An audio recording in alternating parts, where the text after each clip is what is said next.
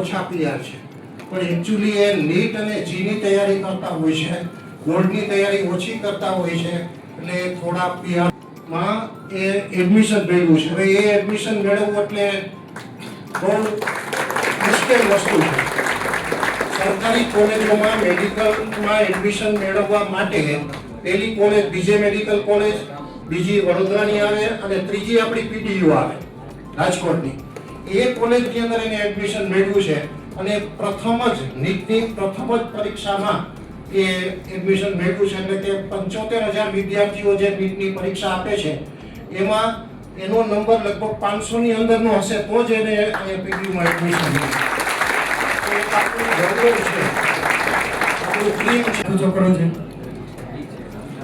Okay, આના માટે આપણે પેરેન્ટ્સ થકી એક શિક્ષક થકી હું જોરદાર તાળી પાડવાનું એક તમને મેળવવાની છે, સફળતાના શિખરો સર કરવાના છે. તો એને વધુમાં વધુ છે ને મોટિવેશન મળવું જોઈએ. તો આપણે અત્યારે ખાસ કરીને જે વિદ્યાર્થી અત્યારે સન્માનિત થઈ રહ્યા છે એને ધોરણ 10 કોમર્સ અને સાયન્સ આ ત્રણ ફેકલ્ટીની અંદર પોતાનું કામ કરે છે. ભવિષ્યની અંદર જે કંઈ એના સબ્જેક્ટ છે એને રિલેટેડ જે કામ કરવાનું છે અને એમાં આગળ એને વધવાનું છે, એમાં ખાસ હું તમને કોમર્સ વિશેની માહિતી આપીશ. મારું નામ રવિભાઈ ડીંડાણી છે. છેલ્લા 15 વર્ષથી હું કોમર્સનો એક શિક્ષક છું અને સ્પેશિયલ સબ્જેક્ટ કોમર્સ વાળાને ખબર છે એકાઉન્ટ અને સ્ટેટ, બરાબર. એમાં એકાઉન્ટ બાદશાહ છે, સીએસ છે એટલે એકાઉન્ટ બાદશાહ છે, બરાબર. એટલે કોમર્સ વિશે હું થોડી માહિતી આપીશ. અને બીજું શીખ્યું હોય કોઈ ડિપ્લોમા લીધું હોય કે કોમર્સમાં લીધું હોય કે કોઈ અન્ય કોઈ સ્કિલ બાબતે ગયા હોય, પણ દરેક ક્ષેત્ર છે ને એકદમ સારા જ છે. પોતાની જે અભિરુચિ છે, પોતાની આવડત છે એ પ્રમાણે ગયા છે એ બરોબર જ વે છે. પણ એ ઓન ધ વે તો હોય ગયા, પરંતુ 2 મહિના 1 મહિના પછી એને કવર નહોતા કરી શક્યા ટૂંકમાં સાયન્સમાં, બરોબર. એટલે જેટલા સાયન્સમાં ટકા લીધા છે ને એને ખરેખર કોઈ તાળી પડી ગયો, કારણ કે એ બેકઅપ નથી કરતા. આપણા જે વિદ્યાર્થી અત્યારે સન્માનિત થયા ને બેકઅપ વાળા નથી, બરાબર, ઓન ધ વે વાળા છે, એનો રસ્તો ચાલુ જ છે. પછી એને સાયન્સમાં એક કામ કરી શક્યા એટલે પછી એને કોમર્સનો રસ્તો લીધો છે. એ છોકરા અત્યારે હાલ 12માં છે, તમારા પરિચયમાં છે. એટલે કહેવાનો મીનિંગ શું છે મારે કે કોમર્સમાં ઘણી બધી એવી લાઈન આવે છે. એક ખાસ કરીને સીએ સૌથી ઊંચામાં ઊંચી આપણે લાઈન કહી શકીએ ને કોમર્સમાં તો કે સીએ છે, બરાબર. ગ્રેજ્યુએટ પછી આપણે જીપીએસસી ની અંદર એપ્લાય કરી અને એની તૈયારી કરી શકીએ. કોમર્સની અંદર તમે ઘણા બધા રસ્તા પસંદ કરી શકો, બરાબર. અને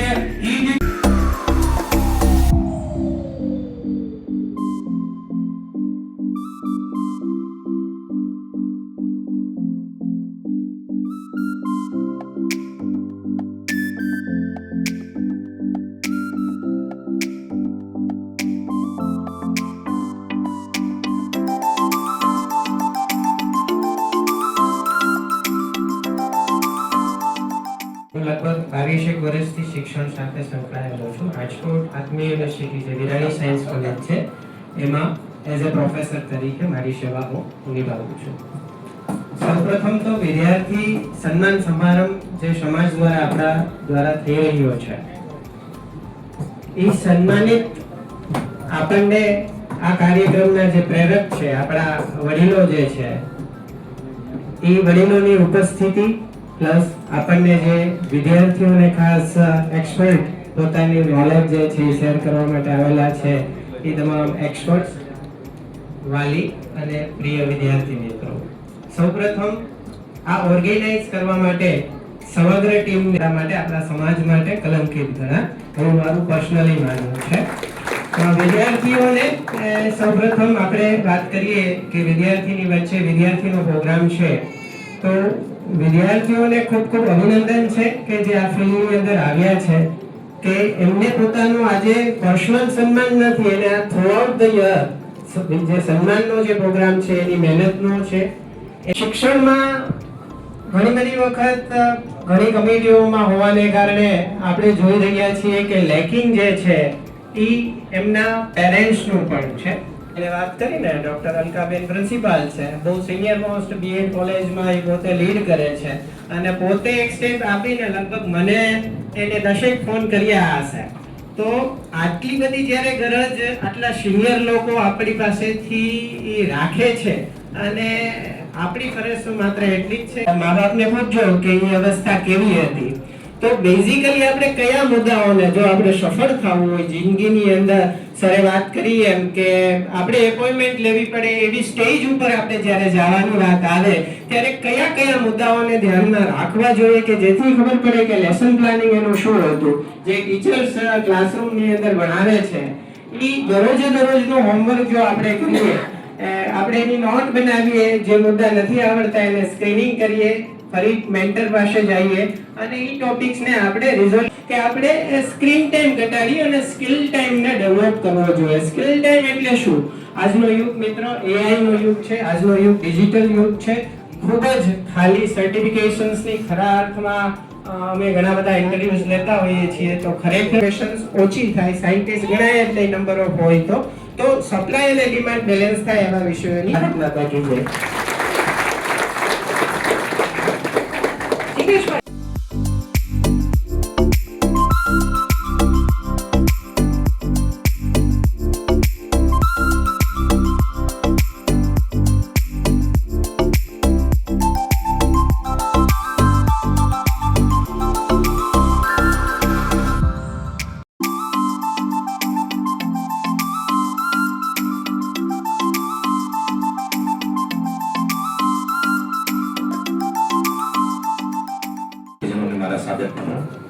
અને આજે જે પણ વિદ્યાર્થી ભાઈ બહેનોને અહીંયા સન્માનિત કરવામાં આવેલા છે તે સર્વને હાર્દિક અભિનંદન. મારું નામ છે ડૉક્ટર નિલેશ કાલાણી. ડૉક્ટર છું પણ એન્જિનિયરિંગમાં ડૉક્ટર છું બાય ચોઇસ, કારણ કે ઘણા વર્ષો પહેલા મેં બીજે મેડિકલ છોડીને એન્જિનિયરિંગ કર્યું છે. પહેલા રાઉન્ડમાં બીજે મેડિકલ મળતું હતું. કારણ પણ એવું હતું કે હું જ્યારે 7 વર્ષનો હતો ત્યારે મેં મારી જિંદગીમાં પહેલી વાર ત્યાં કલર ટીવી જોયું અને કલર ટીવી જોયું એટલે એમને પૂછ્યું અને એમણે મને કીધું કે આ ઇલેક્ટ્રોનિક્સ એન્જિનિયરિંગ કહેવાય. એની ડિવાઇસ મારે આનું ભણવું હતું તો કે ઇલેક્ટ્રોનિક્સ એન્જિનિયર થવાનું મગજમાં એક ઘૂસી ગયું. એટલે જ્યારે 12th પછી ગોલ્ડ મેડલિસ્ટ હતો 12thમાં અને જ્યારે દરવાજા ખુલ્લા હતા તો મેં મારા જે ચોઇસ હતી લીધી મારે ઇલેક્ટ્રોનિક્સ એન્જિનિયર થવું છે. એટલે એન્જિનિયરિંગ કર્યું. પછી કેમ્પસ ઇન્ટરવ્યુમાં જ કંપનીમાં સેન્ટ્રલ ગવર્મેન્ટમાં સિલેક્ટ થઈ ગયું. બહુ લાર્જ સ્કેલ 1996માં રોજનું 5 લાખનું જીઈબીનું પાવર કન્ઝપ્શન બિલ આવતું હતું.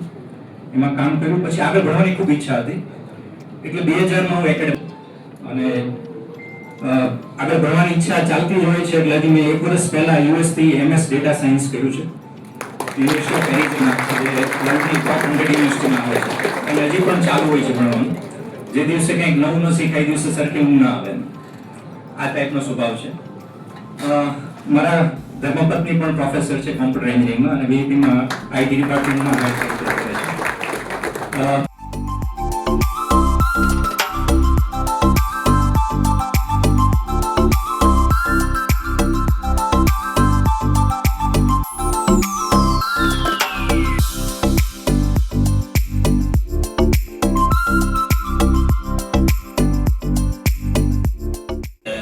સામના મિરર ન્યૂઝપેપરનો માલિક છું પોતે અને સમાજ માટે, વાણંદ સમાજ માટે હર હંમેશ કંઈ પણ મારા કામકાજ હોય ગમે ત્યારે મારો સંપર્ક કરવો.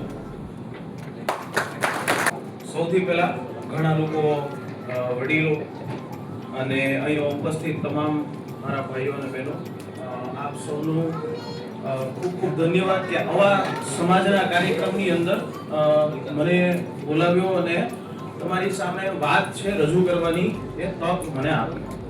હવે ઘણા બધા મુદ્દાઓ છે એના ઉપર વાત કરવી છે ને અહીંયા ખાસ તો જે યંગસ્ટર કે જે હવે પછી આવનારા સમયમાં 10મું 11મું કે 12મું ધોરણ જે છે જે ભણવાના છે અથવા તો જે હવે એનાથી આગળ જવાના છે.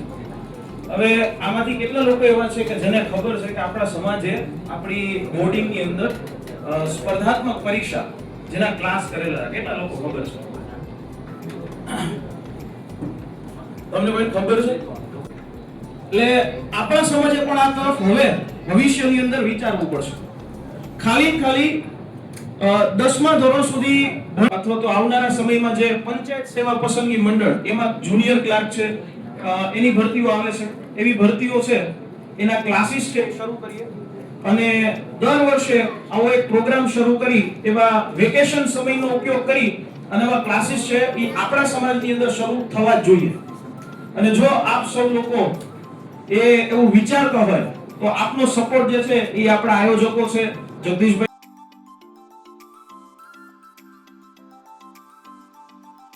સિસંગિયા YouTube ઉપર આપણો આખો વિડિયો છે એ મૂકશે.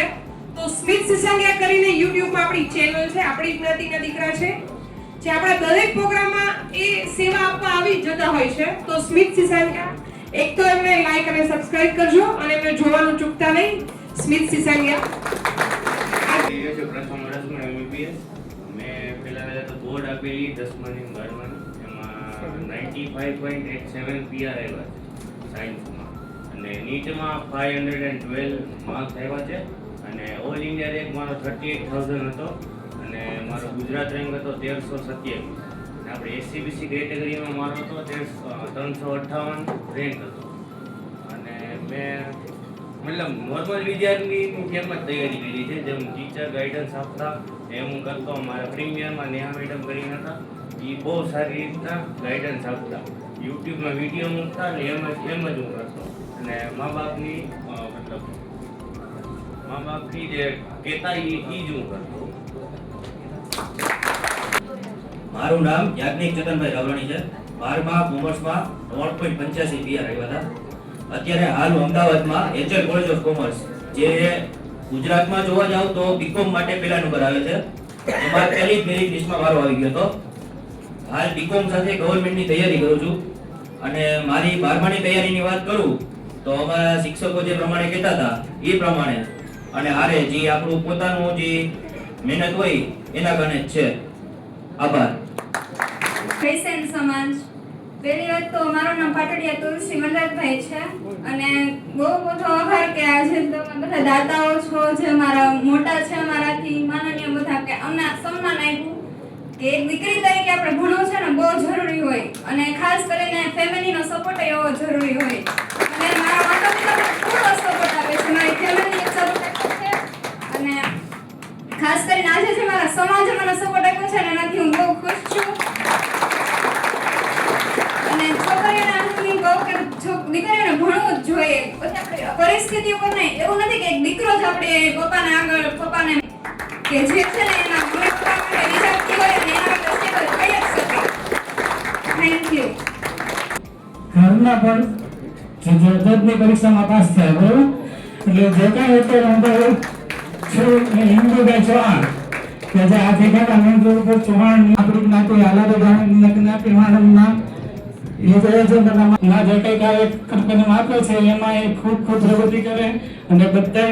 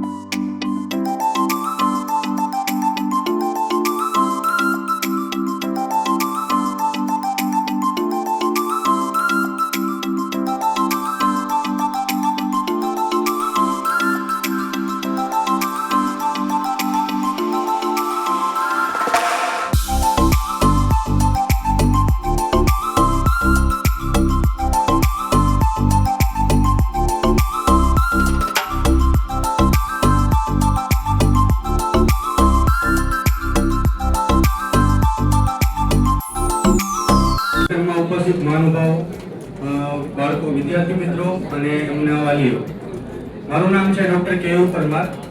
મેં એન્જિનિયરિંગમાં મારું ગ્રેજ્યુએશન છે. મેં 2005માં મારું મિકેનિકલમાં ગ્રેજ્યુએશન કમ્પ્લીટ કર્યું. એના પછી મેં એન્જિનિયરિંગ ફિલ્ડમાં જ મિકેનિકલમાં મેં ઇન્ડસ્ટ્રીઝ એક્સપિરિયન્સ મેં કરેલો છે. ટોટલ 7 વર્ષમાં મેં રિલાયન્સ અને L&T એ બંને કંપનીમાં જોબ કરેલી છે as a piping design engineer.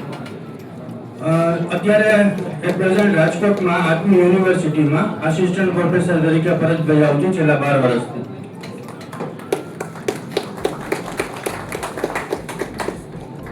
મને બોલવાનું કહેવામાં આવ્યું છે, તો મારે ખાલી તમને એટલું જ કહેવાનું છે, તમે બધા જ અત્યારે સારા માર્કે ઉત્તીર્ણ થયા છો, એટલે કે પાસ રિઝલ્ટ તમારું બહુ સારું આવેલું છે. તો મારે ખાલી જસ્ટ એટલું જ કહેવું છે કે તમારે જે કંઈ પણ તમે એક્સપિરિયન્સથી પણ કરી શકાય. કોઈ સે ફોર એક્ઝામ્પલ હું તમને એક સરળ ભાષામાં સમજાવી દઉં. તમે બીકોમ કરો છો તો બીકોમની તમને ડિમાન્ડ છે, તો એના માટે આવા સર્ટિફિકેશન કોર્સની બહુ જ તમારે જ્યારે ગ્રેજ્યુએશન કરીને બહાર નીકળશો ત્યારે એની ડિમાન્ડ વધારે રહેશે. તો મારી તમને એક જ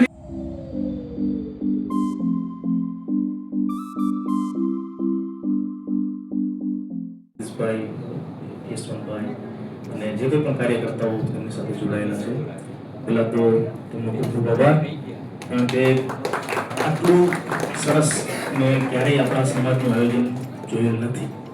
બરોબર, તો એમને પહેલાં તો વધાવીએ.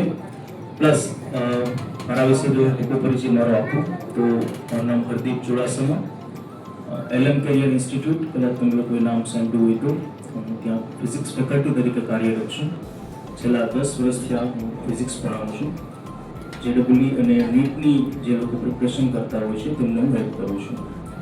તો હું મારા વિષય વિશે જો વધારે વાત કરું તો ઘણી વખત ધોરણ 10 પછી પેરેન્ટ્સ અને સ્ટુડન્ટ્સની એક કન્ફ્યુઝન હોય છે કે અમારે આગળ શું કરવું.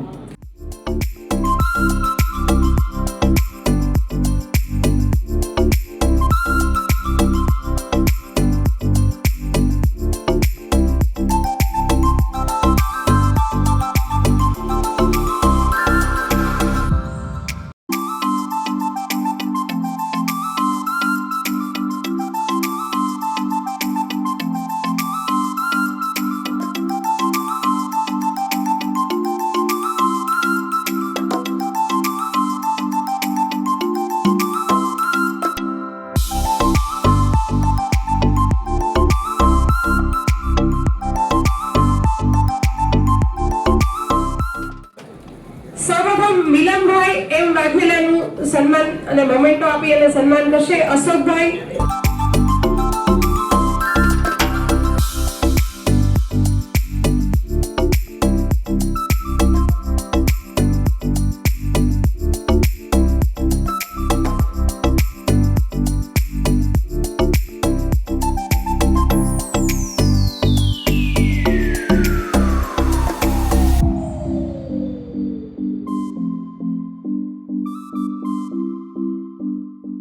આપી છે તો સમાજે પણ લાભ લેવો જોઈએ. તો એના માટે એક મીટિંગ થઈ ગઈ છે કે પ્રોફેશનલો બાકી છે. રાજકોટમાં હેર કટિંગ એસોસિએશન વર્ષોથી છે. ત્યાર પછી કર્મચારી મંડળ પણ છે કે જે ગવર્નમેન્ટ સર્વન્ટ છે એ બધાનું પણ એસોસિએશન છે. પણ આપણા સારા એડવોકેટો છે કે તેની સંખ્યા 50 ઉપર હશે. પ્રેસ મીડિયામાં આપણા રિપોર્ટરો છે એની સંખ્યા 50 થી ઉપર હશે.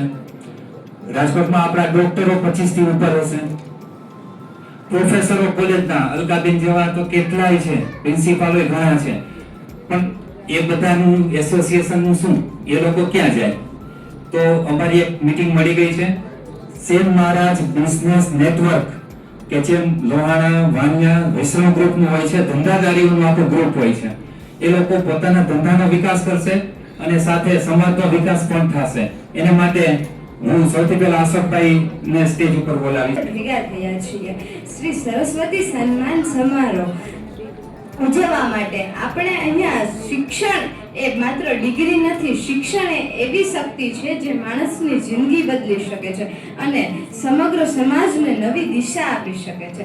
ઘણા વર્ષો પહેલા આપણા સમાજમાં શિક્ષણ મેળવવું સરળ ન હતું, પણ આજે પરિસ્થિતિ બદલાઈ અને યાદ રાખો, તક એ લોકોને મળે છે જે લોકો તકને પકડી લે છે. આજના યુવાનો માટે મારો એક મેસેજ છે, મોબાઈલમાં સમય પસાર કરવો સરળ છે, પણ મોબાઈલમાંથી કંઈક શીખવું એ મહત્વપૂર્ણ છે.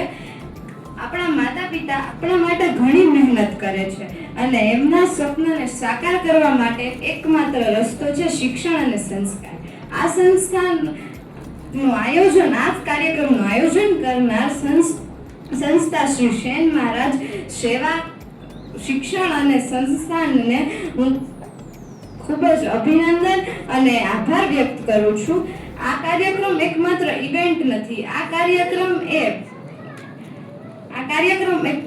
માત્ર ઇવેન્ટ નથી, આ કાર્યક્રમ એ